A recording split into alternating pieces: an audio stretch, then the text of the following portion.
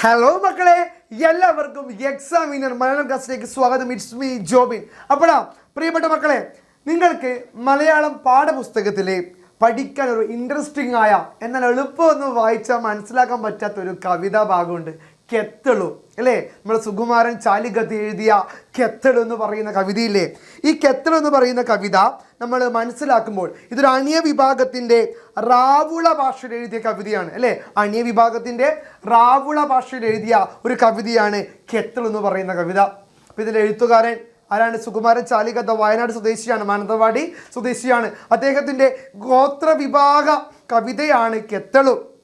കെത്തളു എന്ന് വെച്ചാൽ ഏട്ടക്കുരി, അതൊരു മീനാണ്. ചെറുത്തുനിൽപ്പിൻ്റെ ഗോത്രവിഭാഗം ആൾക്കാരുടെ പോരാട്ടങ്ങളുടെ അധിനിവേശ സംസ്കാരത്തിൽ അവർ ചെറുത്തു നിൽക്കുന്നതിൻ്റെ ഒരു തീവ്രതയെ വ്യക്തമാക്കുന്ന മനോഹരമായ കവിതയാണ് ഏതു മക്കളെ? നമ്മുടെ കെത്തളു എന്ന് പറയുന്ന കവിത അല്ലേ? ഈ കെത്തളു എന്ന് പറയുന്ന കവിതയുടെ ആശയത്തിലേക്കാണ് നമ്മൾ കടക്കാൻ പോകുന്നത്. അപ്പം നമുക്ക് ഈ ഒരു ക്ലാസ്സിലൂടെ ഈ കവിതയുടെ ആശയം, ഇതിൽ വരാൻ സാധ്യതയുള്ള ചോദ്യങ്ങളെല്ലാം തന്നെ പെട്ടെന്നൊന്ന് ഓടിച്ചു പോകാം. ഓക്കെ, നിങ്ങൾ റെഡി അല്ലടാ? പിന്നെ കവിത ആദ്യം തുടങ്ങുമ്പോൾ ഇതിലൊരു വരികൾ കുറച്ച് തന്നിട്ടുണ്ട്. എന്താണ് ആ വരികൾ എന്ന് നോക്കാം. കണ്ണുകൾ നിറഞ്ഞൊഴുകിയാലും ചില കാഴ്ചകൾ കൂടുതൽ തിളങ്ങുന്നു. അല്ല മക്കളെ, കണ്ണുകൾ നിറഞ്ഞൊഴുകിയാലും ചില കാഴ്ചകൾ കൂടുതൽ തെളിയുന്നു അല്ലെങ്കിൽ തിളങ്ങുന്നു എന്ന് പറയുന്നത് അർത്ഥം, ചില സങ്കടങ്ങൾ നിറഞ്ഞ കാഴ്ച കണ്ടാൽ, ചില കണ്ണീര് നിറഞ്ഞ കാഴ്ച കണ്ടാലും അത് കൂടുതൽ തെളിമയുള്ളതാകുന്ന എപ്പോഴാണ്? അതിന് ജീവൻ്റെ സ്വത്വബോധം ഉണ്ടാകുമ്പോഴാണ്, നിലനിൽപ്പിൻ്റെ അസ്തിത്വ ബോധം ഉണ്ടാകുമ്പോഴാണ്. അതിൽ നമുക്ക് കണ്ണിൽ നനവ് വന്നാലും കണ്ണീര് വന്നാലും ആ കാഴ്ച തെളിഞ്ഞു കാണുക. എന്നതുകൊണ്ട് അർത്ഥമാക്കുന്നത് എന്താണ് മക്കളെ?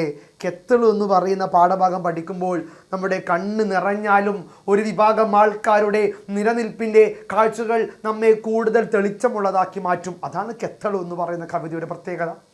ഗോത്രവിഭാഗം കവിത എന്താണ് മക്കളെ? ഗോത്രവിഭാഗം കവിത എന്ന് പറഞ്ഞാൽ ആദിവാസികളുടെ, കാട്ടിൽ താമസിക്കുന്നവരുടെ, അധിനിവേശ സംസ്കാരത്തിൻ്റെ ഭാഗമായി നാട്ടിൽ നിന്നും പുറത്താക്കപ്പെട്ടവരുടെ, അവരുടെ കഥ പറയുന്ന, അവരുടെ സ്വത്വബോധം വെളിപ്പെടുത്തുന്ന കവിതയാണ്, അല്ലെങ്കിൽ ആ ഒരു കവിതാ സാഹിത്യ രൂപമാണ് ഗോത്ര കവിത എന്ന് പറയുന്നത്. അത്തരത്തിൽ കെത്തളു എന്ന് പറയുന്ന കവിത ഒരു ഗോത്ര കവിതയാണ്. ആരെഴുതിയത്? സുകുമാരൻ ചാലികത്ത് എഴുതിയ കവിതയാണ്. അപ്പം നമുക്ക് ഈ രണ്ട് തരത്തിലാണ് ഈ കവിത ഉള്ളത്. ഒന്ന് കെത്തളു എന്ന് പറയുന്ന നമ്മുടെ ഈ ഒരു റാവുള ഭാഷയിൽ എഴുതിയ അണിയ വിഭാഗത്തിൻ്റെ റാവുള ഭാഷയിൽ എഴുതിയ കവിതയുമുണ്ട്, ഇതിൻ്റെ മലയാളം പരിഭാഷയുമുണ്ട്. ഈ രണ്ടും നമുക്ക് താരതമ്യം ചെയ്ത് നമുക്കിതിൻ്റെ ആശയവും ഇത് സംസാരിക്കുന്ന സമകാലിക പ്രസക്തിയും ഇതിലെ പ്രധാനപ്പെട്ട ചോദ്യങ്ങളൊന്ന് ഓടിച്ച് പെട്ടെന്ന് പോകാം. നമുക്ക് ആദ്യം ഇതിൻ്റെ ഒറിജിനൽ വേർഷൻ, അതായത് നമ്മുടെ റാവുള ഭാഷയിൽ എഴുതിയ സുകുമാരൻ ചാലികതയുടെ ഈ ഒരു കെത്തളു എന്ന കവിതയിലെ ആ തനത് ഭാഷയിലെ ആദ്യം ഒന്ന് പാടി നോക്കാം. എന്നിട്ട് നമുക്കിതിൻ്റെ വിവർത്തനം നോക്കാം. ഓക്കെ, റെഡി അല്ല മക്കളെ? റെഡി. അതായത്, ഇന്നലെ ഒരു കാടാനെ പെറ്റുബൂന്ത പുള്ളേ കറുത്തതേ, ചോലക്കാടില നീരുക്കാക്കെ മുങ്കിന ഗുണ്ടില മിന്നുവ തറേ കെട്ടിൻഡോ, മരകേരത്തേളിച്ചുക്കിൻ്റെ മാരഭാവു പൂവു അഞ്ചെട്ടു പെണിയങ്കളെ താഴാക്കിണ്ടോ, മുങ്കി പോൻ്റെ കല്ലുങ്കേരി മീനുക്കെ മൂക്കുബെട്ടു വേണു, കന്നാര പൂവെളിയെ കല്ല് ഉരച്ചി നരച്ചെൻ്റെ തിലേ പോത്ത, പൊന്നുമുക്കടത്തി പൊന്നും ഗുണ്ടു പൂവേ കാടുക്ക് ഒട്ടിക്കാൻ്റെ, ഒറ്റി മലഞ്ച കൈതേ പൂവുക്ക് പൊരു ബോവു വെട്ടിയാട്ടിൻ്റെ കാറ്റുമു വളഞ്ചു നിനച്ചൊണ്ട് റാങ്കിന്ന കാടുമു വെല്ലുക്കു ബല്ലേ പുല്ലു, പൂവേ ബെട്ടി നീന്തിന ബാളുമു കരെ ബെട്ടി ചാടിൻ്റെ കെത്തെളുക്കുമ്മു എന്നാ ചാന്തു, ആ മലക്കുമ്മു കണ്ണിട്ടുളാരു കൂത്തി ബൂന്തു കറുത്തു കല്ലൊക്ക വെളുത്ത ചോരെ കക്കിൻഡോ, നാത്തോടിച്ച് ചാടി കട്ടാന്ത കല്ലൊക്ക അങ്ങാടി മലൻഡോ, നാന്നുളേച്ചേ മരേത്തേക്കു ജാറേലു, ആ മലക്കുമ്മു കണ്ണിട്ടുളാരു കൂത്തിബൂന്ത കറുത്ത കല്ലൊക്ക വെളുത്ത ചോരെ കക്കിൻഡോ, നന്നോടിച്ചാടി കട്ടാന്ത കല്ലൊക്കെ അങ്ങാടി മലൻഡോ, നാനുളേച്ചേ മരാത്തെച്ചു ജാറെല്ലു, ഏവുമലെ ചാടിച്ചുമു ഏവു പൂവേ കാട്ടാന്തിച്ചുമു കെത്തളു തിരിച്ചു ദിഗിന്ന ഊത്തേ കാലത്തിച്ചിൽ ലിമ്മു രച്ചക്കാണി. അല്ലേ? ഇത് പാടുമ്പോൾ നിങ്ങൾക്ക് മനസ്സിലാവുന്ന കാര്യം എന്താ? ഇതൊരു മലയാള കവിതയല്ല. അല്ല മക്കളെ? നമുക്ക് തീർത്തും പറയുന്നത് മലയാള കവിതയല്ല. ഇതിൽ തമിഴിൻ്റെ ഒരു പരകായ പ്രവേശമുണ്ട്, ഒരു കർണാടിയൻ ടച്ച് ഉണ്ട്, ഇതൊരു ഗോത്രഭാഷ കവിതയാണ്, അതായത് അന്യ വിഭാഗത്തിൻ്റെ റാവുള ഭാഷയാണ്. ഇപ്പം റാവുള ഭാഷയിൽ എഴുതിയ അന്യ വിഭാഗത്തിൻ്റെ കവിതയാണ് ഏത് മക്കളെ? നമ്മുടെ കെത്തൾ എന്ന് പറഞ്ഞ കവിത. ഇപ്പം കെത്തൾ എന്ന് പറഞ്ഞാൽ അതൊരു മത്സ്യമാണ്, ഏട്ടക്കുരി എന്ന് പറയുന്ന ഒരു മത്സ്യമാണ്. ആ ഒരു ഭാഗത്തെ അർത്ഥമാക്കിക്കൊണ്ടുള്ളൊരു കവിതയാണ് ഇത് നമ്മുടെ കെത്തളു. ഇപ്പം ഈ കവിതയിൽ പരാമർശിക്കുന്നത് ഗോത്രവിഭാഗം ആൾക്കാരുടെ ചെറുത്തുനിൽപ്പും അവരുടെ ജീവിതത്തിലെ പ്രശ്നങ്ങളും അവരുടെ മൂല്യബോധങ്ങളും അവരനുഭവിക്കുന്ന മാനസിക സംഘർഷങ്ങളും എല്ലാം തന്നെയാണ് ഈ കവിതയുടെ പ്രധാന ആശയം എന്ന് പറയുന്നത്, അല്ലേ? ഇനി നമുക്ക് ഈ കവിതയുടെ പ്രധാന ആശയത്തിൽ നിന്നും ഈ കവിതയുടെ മലയാളത്തിലേക്കുള്ള പരിഭാഷ നമുക്ക് പെട്ടെന്ന് നോക്കാം, അല്ലേ? മലയാളത്തിലേക്കുള്ള പരിഭാഷ ഏട്ടക്കുരി. ഏട്ടക്കുരി എന്ന് പറഞ്ഞാൽ അതൊരു മത്സ്യമാണ്, അത് ഓർമ്മ വെക്കണം. അപ്പം എങ്ങനെയാണ് മത്സ്യം ഈ കവിതയിൽ ഒരു പ്രാധാന്യമുള്ള കഥാപാത്രമായി മാറുന്നത് എന്ന് നമുക്ക് മനസ്സിലാക്കാൻ സാധിക്കണം. എങ്ങനെയാണ് അത്? അതിൻ്റെ നിലനിൽപ്പ് നമുക്കറിയാം. എപ്പോഴും ചൂണ്ടയിൽ കൊളുത്താൻ വേണ്ടി ഒരു മത്സ്യം ഉപയോഗിക്കുക, മറ്റൊരാളുടെ വിശപ്പാണ്, രണ്ടുപേരുടെയും വിശപ്പാണ് ഇവിടെ കാണാൻ സാധിക്കും, അല്ലേ? മീൻ ആ ഒരു ചൂണ്ട ഇടുന്ന ആൾക്ക് വിശന്നിട്ടാണ് മീൻ പിടിക്കുന്നത്, ആ മീൻ ആ ഇര വിശന്നിട്ടാണ് കഴിക്കുമ്പോൾ ആ ചൂണ്ടയിൽ കുടുങ്ങി മരിക്കുന്നതും, രണ്ടും വിശപ്പാണ്. അതേപോലെ ചെറുത്തു നിൽക്കുന്നതും, അല്ലേ, പോരാടുന്നതും വിശപ്പിൻ്റെ രാഷ്ട്രീയമാണ്.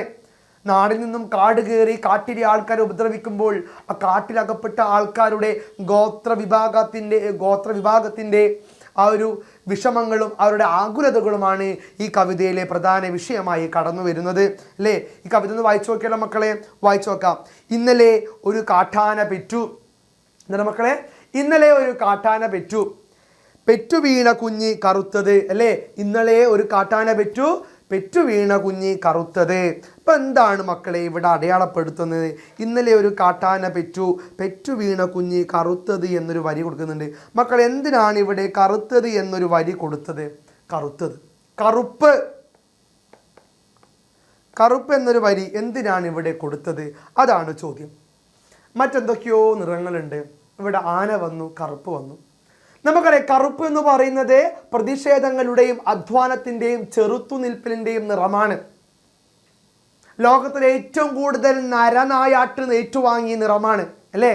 വേടൻ്റെ പാട്ട് പോലെ കാട്ടുമരത്തിൻ്റെ മനമുറിഞ്ഞേ, കാക്കിഭൂതങ്ങൾ വനം നിറഞ്ഞേ, യന്ത്രത്തോക്കുകൾ മന്ത്രമോതുമ്പോൾ അമ്മ കിളി കരഞ്ഞേ, വനമകൾ ഒരു തീ നിന്റെ മാറു മുറിഞ്ഞല്ലോ, മരവും ഉരുകും ഒരു കാടു കരിഞ്ഞല്ലോ. ആ പാട്ട് കേട്ടില്ലേ? ഈ വേടൻ എന്ന് പറയുന്ന ആളിൻ്റെ പാട്ടിലും ഒരു ചെറുത്തുനിൽപ്പ് കാണാൻ സാധിക്കും. നിർനിലങ്ങളിൽ അടിമയാരുടമയാര്, നിറങ്ങളായിരം നിറങ്ങളിൽ വേലിയാർ. ആ പാട്ടൊക്കെ കേട്ടില്ലേ? അതും ഒരു ചെറുത്തുനിൽപ്പാണ്. ഇത്തരത്തിൽ എന്തുകൊണ്ടാണ് ഇത്തരത്തിൽ അടയാളങ്ങളായി ഓരോ വരികളും പാട്ടുകളും കടന്നു വരുന്നത്? തങ്ങൾ ഏറ്റുവാങ്ങിയ അനുഭവങ്ങൾ, വിഷമങ്ങൾക്കെതിരെയുള്ള പ്രതിഷേധമാണ് ഈ വരികളത്രയും. ഇപ്പം ഇവിടെ വരുന്നത് എന്താണ്? ഇന്നലെ ഒരു കാട്ടാന പെറ്റു വീണ കുഞ്ഞ് കറുത്തത്. കറുപ്പ്, കാടിൻ്റെ നിറം കറുപ്പാണ്, മൃഗങ്ങളുടെ നിറം കറുപ്പാണ്, മനുഷ്യൻ്റെ നിറം കറുപ്പാണ്, ഈ ലോകം മുഴുവൻ ചുറ്റിത്തിരിയുന്ന നിറം കറുപ്പാണ്.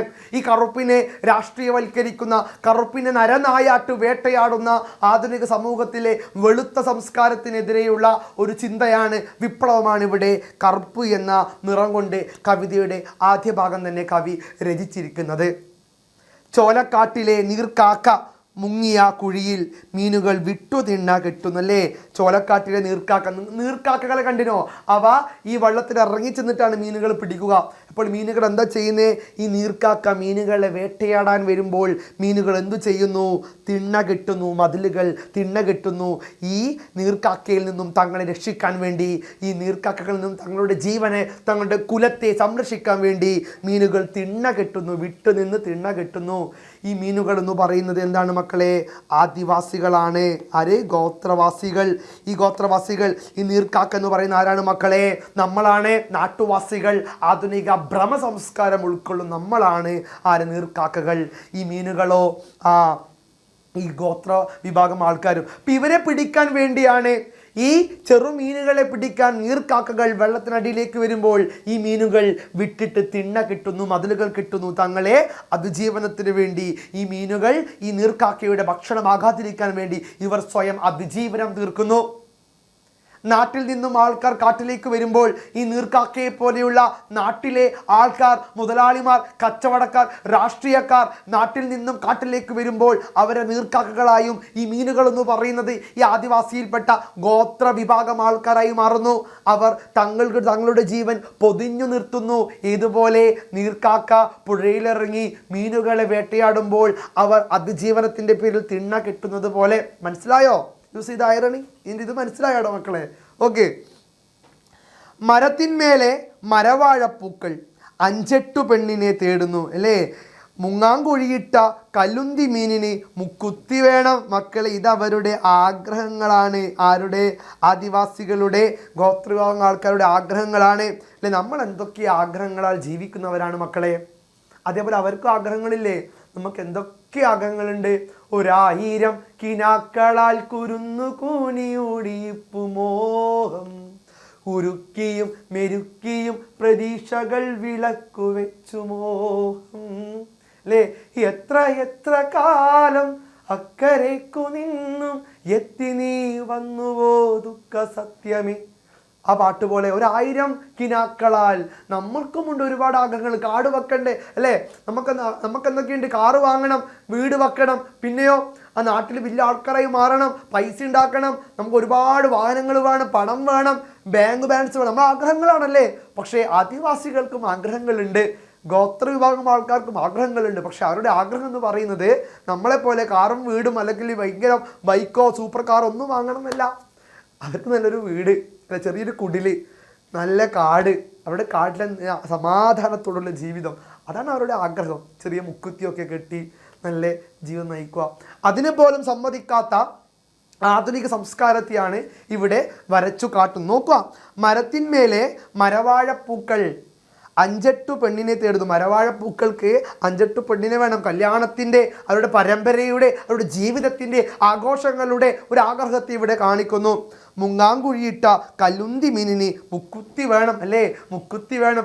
പെണ്ണുങ്ങൾ മുക്കുത്തി ഇടലട എന്ത് ഭംഗിയെ കാണാൻ. ഇപ്പോൾ ആണുങ്ങൾ ഇടുന്നുണ്ടല്ലേ, ആൺപെൺ വ്യത്യാസമൊന്നുമില്ല മുക്കുത്തിക്ക്. എന്നാലും ഈ ഒരു വരികൾ ആ ഗോത്രവിഭാഗത്തിൻ്റെ ആദിവാസികളുടെ ആഗ്രഹത്തെ, സ്വപ്നങ്ങളെ, അവരുടെ ഇഷ്ടങ്ങളെ തുറന്നു കാട്ടാൻ വേണ്ടി കവി ശ്രമിക്കുകയാണ് സുകുമാരൻ ചാലികഥ. കനാരം പുഴയിലെ കല്ലുകൾ ഉരസി ഉരസി നരസിക്കു നര വീണു, പൊന്നും ചുമന്ന് പൊൻകുഴിപ്പുഴ കാട്ടിലെ കോടിക്കളഞ്ഞു. എല്ലാ മക്കൾ എന്താ പറയണേ? കന്നാരം പുഴയിലെ കല്ലുകൾ ഉരസി ഉരസി നര വീണു. നരസി എന്ന് പറഞ്ഞാൽ ഒരു പുഴയുടെ പേരാണ് നരസി അല്ലേ? നരസി, ഉരസി, ഉരസി, അത് പ്രാസങ്ങൾ. എന്ത് ഭംഗിയല്ലേ ഭാഷയുടെ ഒരു പ്രാസം എന്ന് പറയുന്നത്. ഓക്കെ, ഇപ്പം എന്താ പറയണേ? കന്നാരം പുഴയിലെ കല്ലുകൾ ഉരസി ഉരസി നരസിക്കു നരവീണു. നരസി എന്ന് പറഞ്ഞാൽ അത് ഒരു പുഴയാണ്. ഇപ്പോൾ ഈ കന്നാരം പുഴയിലെ കല്ലുകൾ ഉരസി ഉരസി നരസിപ്പുഴയ്ക്ക് എന്ത് വീണു? നരവീണു. അതായത് ഈ വെള്ളാരം കല്ലുകൾ പുറത്തേക്ക് തെളിഞ്ഞു കാണാൻ തുടങ്ങി എന്ന് പറഞ്ഞ എന്താ അർത്ഥം? ആ പുഴയിലെ വെള്ളം അങ്ങ് ഇല്ലാണ്ടായി അല്ലേ? വല്ലവനും പറഞ്ഞു വലതും പറയുമ്പോൾ ഞാനങ്ങ് വല്ലാണ്ടായി എന്ന് പറയുന്നത് പോലെ പുഴയിലെ വെള്ളം ഇല്ലാണ്ടായി. കാരണം എന്താ? ഈ പുഴ മലിനീകരിക്കപ്പെട്ടുകൊണ്ടിരിക്കുകയാണ്. പുഴയുടെ മുകളിൽ മനുഷ്യൻ ആധിപത്യം നേടിയിരിക്കുന്നു. പുഴയുടെ എല്ലാ സ്രോതസ്സുകളും മനുഷ്യന്മാർ വറ്റി വലിച്ചെടുക്കുകയാണ്. അപ്പോൾ പുഴ ഒഴുകി ഒഴുകി പുഴയുടെ വെള്ളാരം കല്ലുകൾ പുറത്തേക്ക് കാണാൻ പറ്റി എന്നാണ് പറയുന്നത്. കന്നാരം പുഴയിലെ കല്ലുകൾ ഉരസി ഉരസി നരസിക്ക് നരവീണു. നരസി എന്ന് പറഞ്ഞാൽ അതൊരു പുഴയുടെ പേരാണ്. ആ നരസിക്ക് നരവീണു എന്ന് പറഞ്ഞാൽ ആ വെള്ളാരം കല്ലുകൾ കണ്ടു വെള്ള നിറത്തിലായി പുഴയുടെ വെള്ളം വറ്റിക്കൊണ്ടിരിക്കുകയാണെന്ന് അർത്ഥം. പിന്നെയോ പൊന്നും ചുമന്ന് പൊൻകുഴിപ്പുഴ കാട്ടിലെ കോടിക്കളഞ്ഞു അല്ലേ? അതായത് കന്നാരം പുഴയ്ക്കും പിന്നെ നരസി പുഴയ്ക്കും എല്ലാം തന്നെ നരവീണു, അതിൽ വെള്ളം പറ്റി. ഈ വെള്ളം പറ്റി കാഴ്ച കണ്ടിട്ട് പൊൻകുഴിപ്പുഴ എന്ന് പറഞ്ഞ പുഴ കൂടിയുണ്ട്. ആ പുഴയും എന്തായി? കാട്ടിലേക്ക് ഓടി മറഞ്ഞു അല്ലെ? കാട്ടിൽ ജീവിച്ചാൽ മതി, നാട്ടിലേക്ക് ഒഴുകി വരണ്ട എന്ന് പേടിച്ച് ഈ പൊൻകുഴിപ്പുഴയും എന്ത് ചെയ്തു മക്കളെ? നാട്ടിൽ നിന്നും കാട്ടിലേക്ക് ഓടി ഓടി പോവുകയാണ്. ഇതിൻ്റെ അർത്ഥം എന്താണ്? കാട്ടിൽ നിന്നും സമൃദ്ധമായി ഒഴുകി വരുന്ന പുഴ നാട്ടിലെത്തുമ്പോൾ മലിനീകരിക്കപ്പെടുന്നു. അതിൻ്റെ സ്വാഭാവികമായ ഒഴുക്ക് തടസ്സപ്പെടുന്നു. ജലത്തിലെ അതിൻ്റെ എല്ലാ കാര്യങ്ങളും ഇല്ലാതാകുന്നു. ജലം എന്തായി? പുഴ എന്തായി? ആ വാർദ്ധക്യത്തിലെത്തി നര വീഴുന്നു. അതിൻ്റെ വെള്ളാരം കല്ലുകൾ കാണുന്നു എന്ന് പറഞ്ഞാൽ അതിൻ്റെ എന്താണ് മക്കളെ? അതിൻ്റെ നീരുറവ, ഒഴുക്ക് നിലച്ചിരിക്കുന്നു, വെള്ളം കുറഞ്ഞിരിക്കുന്നു. മനുഷ്യൻ അതിനെ മലിനമാക്കിയിരിക്കുന്നു എന്നർത്ഥം. ഒളിഞ്ഞു നോക്കിയ കൈതപ്പൂവിന് വഴിവെട്ടിയാട്ടുന്ന കാറ്റും ചുറ്റും നിനച്ചുറങ്ങിയ കാട്ടുമുയലിന് വല വെറും പുല്ലും. അല്ലേ മക്കളെ, എനിക്ക് ഈ ഒരു പാട്ട് പഠിപ്പിക്കുമ്പോൾ അല്ലെങ്കിൽ ഈ ഒരു കവിത പഠിപ്പിക്കുമ്പോൾ എൻ്റെ മനസ്സിലേക്ക് ഓടിയൊരു സിനിമാ പാട്ടുണ്ട്. ആ ഒരു പാട്ട് കേട്ടാൽ നിങ്ങൾക്ക് മനസ്സിലാവും ഇതുമായിട്ട് ബന്ധപ്പെട്ടൊരു പാട്ടാണ്. അക്കാണും മാമലയൊന്നും നമ്മുടതല്ലൻ മകനെ, ഈ കായൽ കരയും കയവും ആരുടെയുമല്ലൻ മകനെ. പുഴുപുലികൾ പക്കി പരുന്തുകൾ കടലാനകൾ കാട്ടുരുവങ്ങൾ പല കാല പല ദൈവങ്ങൾ പുലയാടികൾ നമ്മളുമൊപ്പം ഒരുമിച്ചു മരിക്കുന്നിവിടം ഭൂലോകം തിരുമകനെ. കലഹിച്ചു പൊറുക്കുന്നിവിടം ഇഹലോകം തൻ തിരുമകനെ. താതിന്തൻ തന്താന തന്താന തന്താന. ഈ ഒരു പാട്ടുകൾ കേട്ടോ, സിനിമാ പാട്ട്. ഈ കമ്മട്ടിപ്പാടം എന്ന് പറയുന്ന സിനിമയിലെ പാട്ടാണ്. അക്കാണും മാമല ഒന്നും നമ്മുടേതല്ല. നമുക്ക് മുന്നേ ഒരുപാട് ആൾക്കാർ ജീവിച്ചു മരിച്ച ഭൂമിയാണിത്. അവർ നമുക്ക് തന്ന വരദാനമാണ് ആ മലകളും ഈ പുഴകളുമെല്ലാം. നമ്മളിവിടെ ജീവിക്കുക, അത് ആസ്വദിക്കുക, അതിനെ പരിപാലിച്ച് നമ്മൾ മരിച്ചു പോവുക, വരുന്ന തലമുറയ്ക്ക് ആ മരവും ഈ പ്രകൃതിയും എല്ലാം സംഭാവന ചെയ്യുക. അല്ലേ, ഇനി വരുന്നൊരു തലമുറയ്ക്കിന്നിവിടെ വാസം സാധ്യമോ എന്ന് കവി ചോദിച്ച പോലെ ഇനി വരുന്ന തലമുറയ്ക്ക് ഇവിടെ വസിക്കാൻ സാധ്യമാകണമെങ്കിൽ നമ്മുടെ ഈ ഭൂമി അതേപോലെ അവർ കൊടുക്കേണ്ടതായിട്ടുണ്ട്. ഒളിഞ്ഞു നോക്കിയ കൈതപ്പൂവിന് വഴിവെട്ടിയാട്ടുന്ന കാറ്റും ചുറ്റും നിനച്ചുറങ്ങിയ കാട്ടുമുയലിന് വലവെറും പുല്ലും. അല്ലേ, ആ കൈതപ്പൂവിൻ്റെ സുഗന്ധം കാറ്റിലൂടെ എല്ലായിടത്തും എത്തുന്നു. ഒളിഞ്ഞു നോക്കി കൈതപ്പൂവിന് വഴിവെട്ടിയാട്ടുന്ന കാറ്റ്, ആ കൈതപ്പൂവിൻ്റെ സുഗന്ധം ആ നാടും ആ കാടും മുഴുവൻ ഇങ്ങനെ കാറ്റ് പരത്തുകയാണ്. പ്രകൃതിയുടെ ഒരു മനോഹാരിത ഇവിടെ പ്രകടമാക്കുകയാണ്. ചുറ്റും നിനച്ചുറങ്ങിയ കാട്ടുമുയലിന് വലവെറും പുല്ലും. അല്ലേ, ഒന്നും സംഭവിക്കില്ല എന്ന് നിനച്ചുറങ്ങുന്ന ആ മുയലിന് ഈ മനുഷ്യൻ്റെ വല കെണി എന്ന് പറയുന്ന പുല്ലായി മാറുന്നു.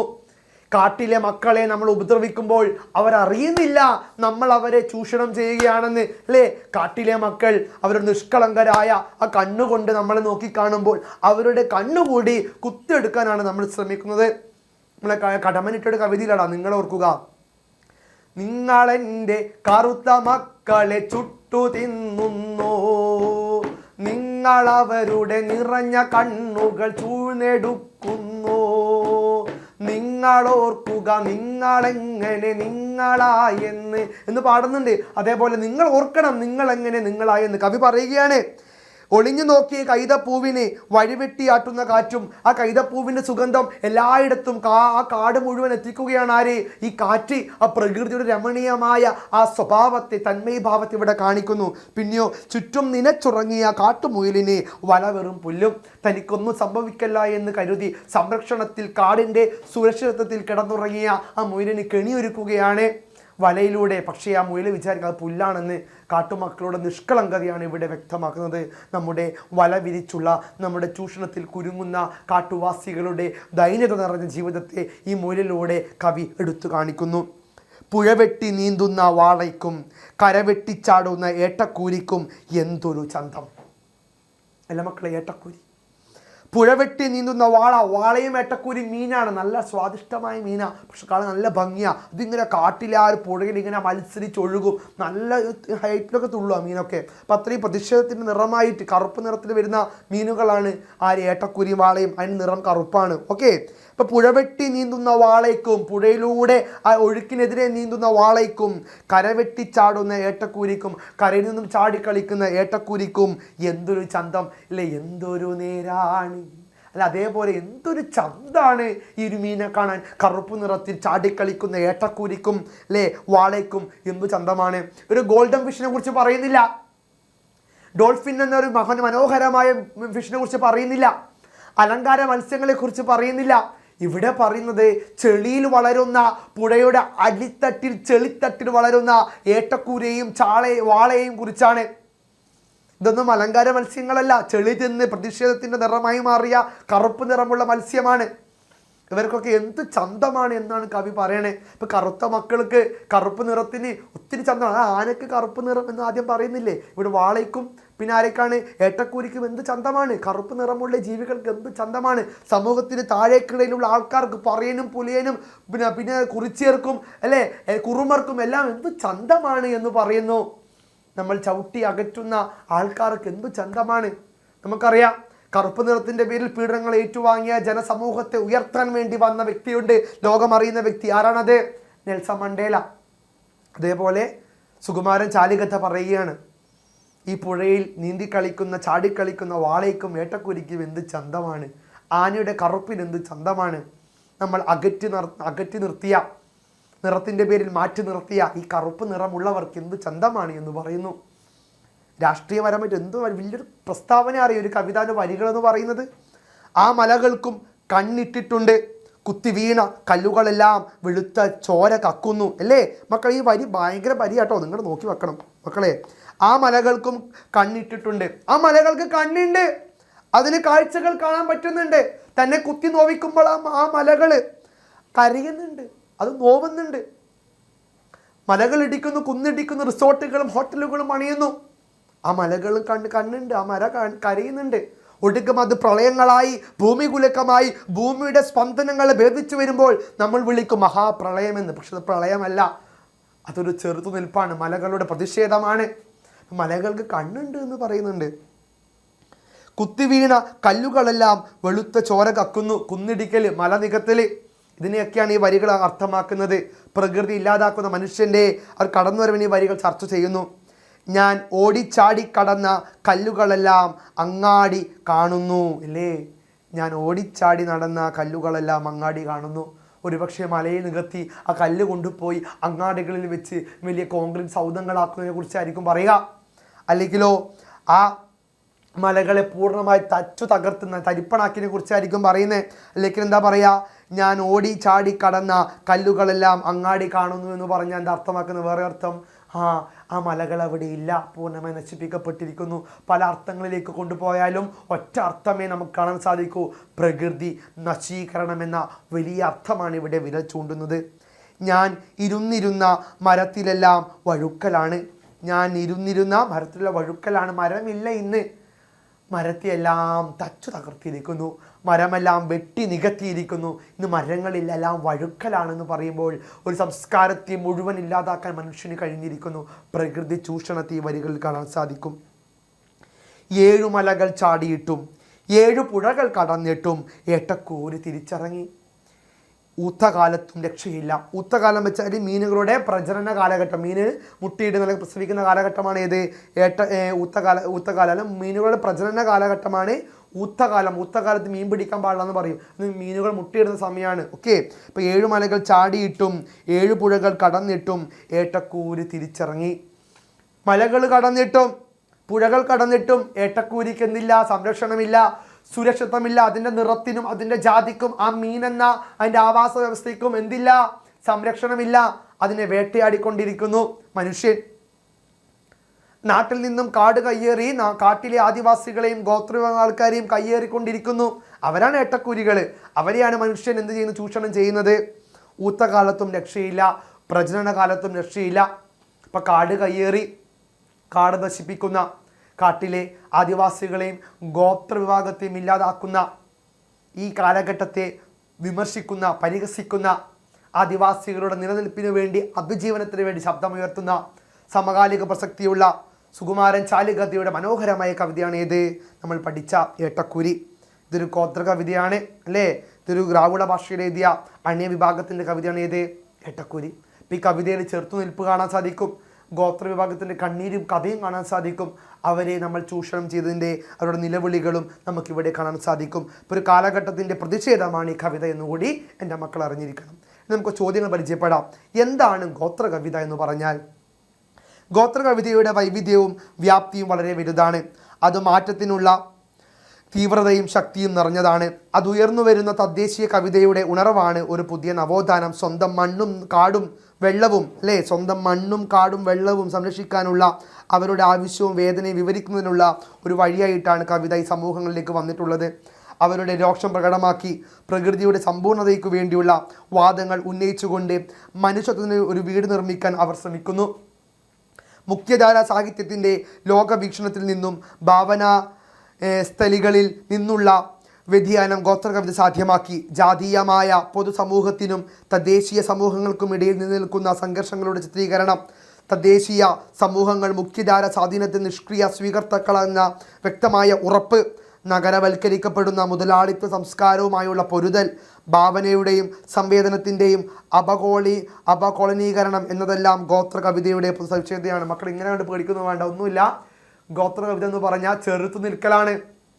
തങ്ങളെ ചൂഷണം ചെയ്യുന്ന ആൾക്കാരോടുള്ള, തങ്ങളുടെ കാടിൽ നിന്ന് തങ്ങളെ പറഞ്ഞയക്കുന്ന ആൾക്കാരോടുള്ള എതിർപ്പാണ്. ആദിവാസികളുടെയും ഗോത്രവിഭാഗം ആൾക്കാരുടെ തുറന്നു പറച്ചിലാണ് ഗോത്ര കവിത എന്ന് പറഞ്ഞാൽ. ഇനി കവിതയുടെ ആശയം എന്താണ് നമുക്ക് ചെറുങ്ങനെ പെട്ടെന്ന് വായിച്ചു പോകാം. കേളു അഥവാ ഏട്ടക്കൂരി ഗോത്രഭാഷ കെത്തളു അഥവാ ഏട്ടക്കൂരി ഗോത്രഭാഷയിൽ എഴുതിയ കവിതയാണ്. പ്രത്യേകിച്ച് ആദ്യമന്ത്യാന്ത പൊരുത്തമുള്ളതും തുടർച്ചയായ ആശയങ്ങളുമുള്ളതുമായ കവിതയൊന്നുമല്ല ഇത്. ആദിവാസിയുടെ ആത്മാവിഷ്കാരം മാത്രമാണിത്. ആനയോട് ഈ കവിക്ക് ഏറെ ആഭിമുഖ്യമുണ്ട്. ആനയെക്കുറിച്ച് വേറെയും കവിതകൾ ഇദ്ദേഹം എഴുതിയിട്ടുണ്ട്. സുകുമാരൻ ചാലികത ആനയുമായി ബന്ധപ്പെട്ട വേറെ കവിതകൾ എഴുതിയിട്ടുണ്ട്. ആനയുമായി പ്രത്യേകം ഇഷ്ടമുള്ള ഒരു കവിയാണ് സുകുമാരൻ ചാലികത. ഏട്ടക്കുരി എന്ന കവിത ആരംഭിക്കുന്നതും ആനയുടെ പ്രസവം സൂചിപ്പിച്ചുകൊണ്ടാണ്. ചോലക്കാട്ടിൽ കാണപ്പെടുന്ന നീർക്കാക്ക, അതായത് കുളക്കോഴി, മുങ്ങാങ്കുഴി ഇടുമ്പോൾ മീനുകൾ രക്ഷ തേടി കരയോടടുത്ത് നിരന്നു നിൽക്കുന്നു. മരത്തിൽ പടർന്നിരിക്കുന്ന മരവാഴയുടെ പൂക്കൾ അവ തലയണിയാൻ ആഗ്രഹിക്കുന്ന സ്ത്രീകളെ അന്വേഷിക്കുകയാണ്. കല്ലുന്തി മീനുകൾ വെള്ളത്തിൽ മുങ്ങാങ്കുഴിയിടുന്നു. നരസിപ്പുഴയിലെ കല്ലുകൾ വെള്ളത്തിൻ്റെ നിരന്തരമായ ഒഴുക്കിൽപ്പെട്ട് നരച്ചിരിക്കുന്നു. പൊൻകുഴി പുഴയുടെ തീരങ്ങൾ സ്വർണ്ണഖനികളായി. കൈതപ്പൂക്കൾ കാറ്റിലാടി. മുയലുകൾ കാട്ടിലെ പുല്ലിനിടയിൽ കുരുങ്ങിക്കിടക്കുന്നു. പുഴയിലൂടെ കുറുകെ കടക്കുന്ന വാളമീനിനും കരയ്ക്ക് കുറുകെ ചാടുന്ന ഏട്ടക്കുരിക്കും ഏറെ ഭംഗിയുണ്ട്. അതായത് ഇതിലൂടെ ഇത്ര മാത്രമേ ഉള്ളൂ. ആദിവാസികൾ അവരുടെ നിലനിൽപ്പിന് വേണ്ടി ശബ്ദമുയർത്തുകയാണ്.